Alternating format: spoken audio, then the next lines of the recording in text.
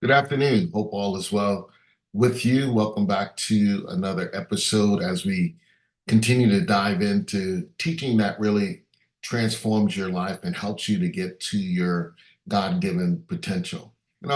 Today we're talking about the law of environment. And, one of the things about environment, it really helps to shape us, to determine our values, our systems, and all of those things that help us to become the person that we are today. But the other thing is that we realize is that growth thrives in conducive surroundings. If you're around the right things, the right people, at the right time, you're going to be a lot more successful than if you were not.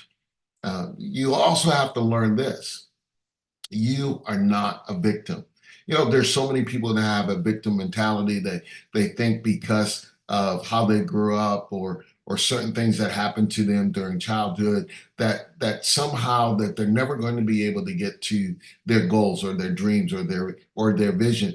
And the truth is, some people have stopped even dreaming. And I want you to continue to keep that dream hat on as we go through this lesson about environments. You need to have a time where you really look at your life and declare this: it's time for a change. If you're always at the head of your class, if you're always the prettiest, the smartest, the most intelligent, the most accomplished person in the room, then you need to change the room. You need to find some places where you can grow. And a lot of people surround themselves with people that are less than them. I'm going to ask you to surround yourself with people that are more, that have accomplished more, that you look up to. That when you walk into the room, that you're not the most important person in that room. What that's going to do is going to teach you how to continue to reach higher, to go deeper, and to persevere no matter what. And then you have to look at what is the difference in the relationship between growth and change. Um, we can grow without changing. We can change without growing. And so we need to be able to understand the difference between the two. And there are things that you can or cannot change. There are things that I cannot change. I can't change the color of my skin. I can't change my gender. And most importantly, I can't change my height.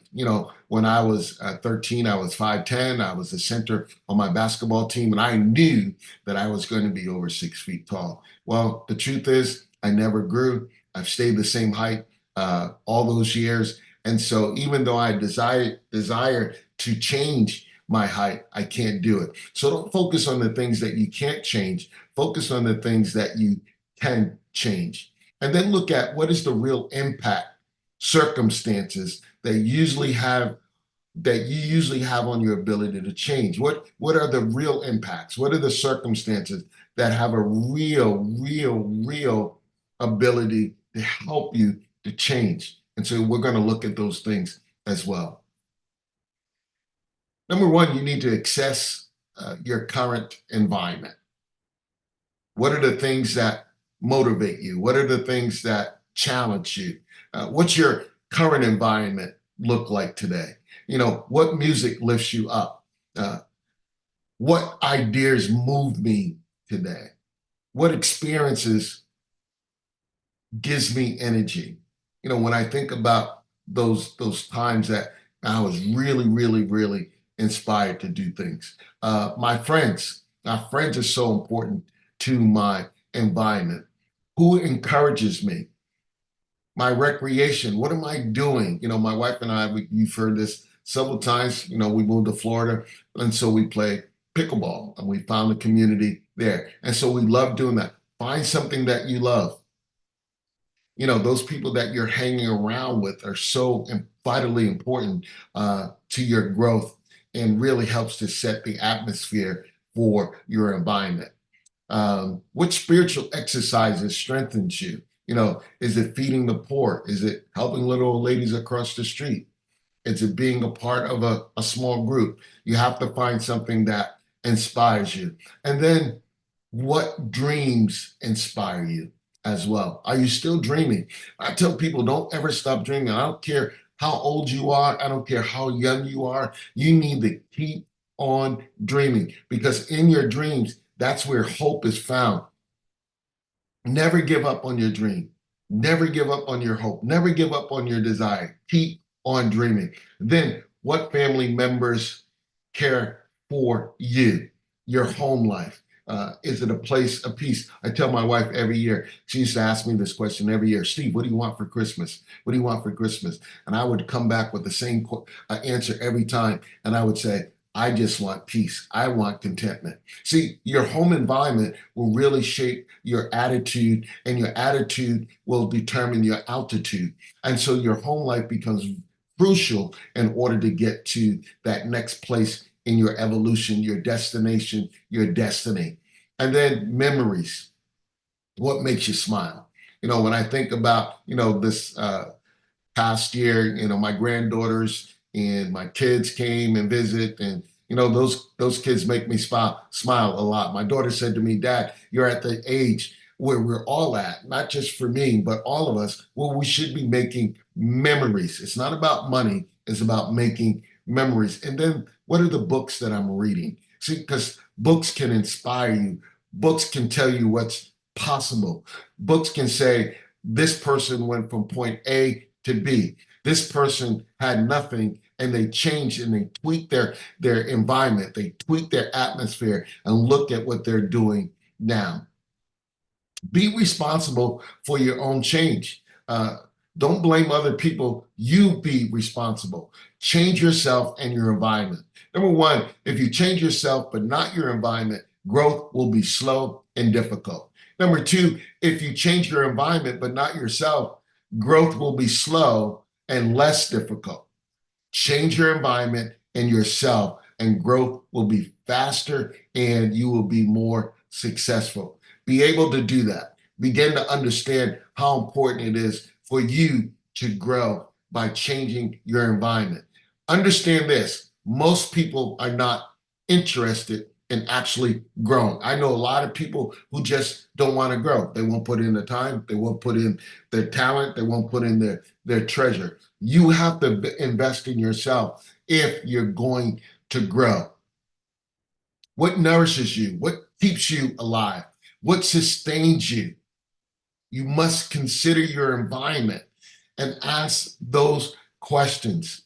Consider this observation by Elmer Towns. The way to get a poker hot is to get it next to the flame. A piece of metal doesn't get hot unless it gets closer to the flame. We don't get to our destiny, our destination, our purpose, and our vision. We don't get close to that very thing that helps us to get on fire. My granddaughters love this song by Alicia Keys, "This Girl Is on Fire." And that's what I'm telling you. You need to get on fire. What really gets you going? And is the environment that you're in doing this? See, your environment is so critical. A lot of people blame their environment. I grew up the oldest of six boys, single mom in the projects. Your environment a lot of times dictates your vision and your dream, but you also have to change your environment. You have to get around some positive people in order to begin to dream dreams that can become a reality. Change the people that you spend time with. So vitally important. And I've said this before, some of you just need to change your coffee buddies. Some of you just need to change the people that you hang out with. Our friends sometimes can be so detrimental to our growth, to realizing our vision and our dreams. And yet some people will keep those same people around them that are constantly making withdrawals and not deposit. I'm saying that you're going to have to change some of the people that you spend time around with. And then how do you find someone that can pour into your life? A mentor. And a mentor is someone, number one, who loves you unconditionally. Number two, desires your success.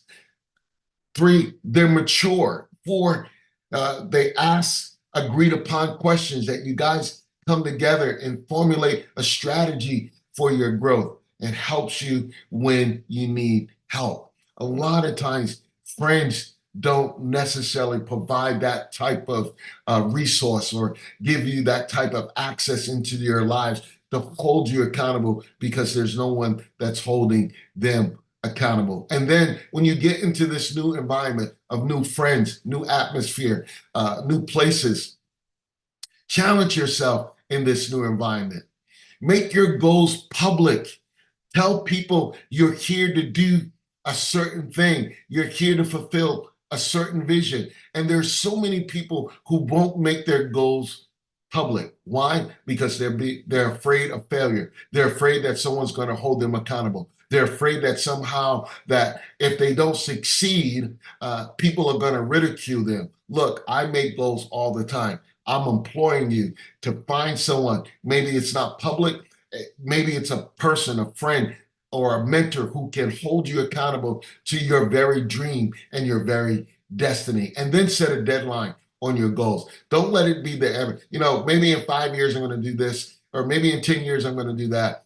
Have a short-term goal, have a long-term goal. In 6 months, I'm going to do this. I have a goal for the end of the year to be able to reach more people, to travel to more places, to teach more, to empower more people. And I'm well on my goal, but I do it every single day. I'm not waiting for month 5 in order for my goal to be realized or not. I'm doing it every single day. And then when you have a mentor, find out what is their strengths, what is their experience, what are they learning now, and what do you need from a mentor? Whom have they met, and what have they read, and whom have they impacted? I've talked to 2 people this week, and they hired people, one to do their website, the other one to coach them. And they found out they invested all this money into coaching in their website, and the person was less competent than they were. And so you need to vet that person. And they asked me the question, is it, why should we choose you for a coach? I said, well, I spent 20 years in the corporate world as a contracts administrator, mentoring and training people. I spent 20 years in the nonprofit as a pastor, teaching and training hundreds of people. I've traveled the world. I've mentored leaders all over the planet. And so, not to push myself up, but I'm just saying these are the questions that you need to ask someone if they're going to mentor and train you. And then focus on the moment. There's nothing about your past that determines your future. And so many people are blaming their past. They're blaming their parents. Well, my parents were this, my parents were that. They weren't there for me. They didn't affirm me. Look, if anyone has an excuse, it's me. 6 boys, oldest of 6 boys, raised by a single mom. Dad left when he was 13. Shouldn't be a great dad, a great grandfather, a good husband, owned several homes, traveled the world. If anyone has an excuse, it's me. So let's cut out the excuse. Let's stop blaming people and take ownership for our own personal growth. Right now is the most important moment that you have in your life. Do it today. As the Nike commercial would say, just do it. Then move forward despite criticism. If you become more successful, you're going to get more criticism. But find someone that can offer you constructive criticism so that you can continue to grow. Growth always comes from taking action, and action will always bring some criticism. There's always someone telling you that you are wrong. Number 2, to reach your potential, you must do what others, even yourself, believe you cannot do. You must believe that you can do it. You must say the impossible that I'm possible, that you're possible, that you can do it, that there's nothing that can stop you from achieving your goals and your objectives except you. And when you take charge of your life, you can cease gaining permission from those who don't really believe you. You can stop that merry-go-round. Look, once I take control of my life, I don't need permission from you to move me in a different direction. Leaders always take responsibility. And as a leader, realize this: others are ahead of others. There's some people that are always going to be at the head of the class. There are others that are going to be at the middle of the class. And there's some people that are going to be at the bottom of the class. As a leader, I'm concerned with all groups from the bottom to the top and how well they're doing if I'm going to help someone get to their particular goal. Each person is individually challenged. Everybody's not good at everything, but everybody's great at something. The focus is always to look forward. The focus is always to look forward. Don't look back. There's nothing back there for you. God told the person in the Bible, don't look back. Sometimes we keep looking back. Stop looking back. Make sure that the atmosphere that you're in is affirming. There are people that are in places, in organizations, in nonprofits, in churches, hanging around people that are just not affirming. Find a place that is affirming. Create a place designed to keep people out of their comfort zone. Don't just make it comfortable. You don't grow when it's just comfortable. You grow when it's difficult. I have yet to grow when everything is wonderful because I just sit back, I relax. But when things are uncomfortable, when there's a deadline, that's when I'm at my best. I'm saying, you know what? I'm going to achieve this objective, helping everyone stay excited.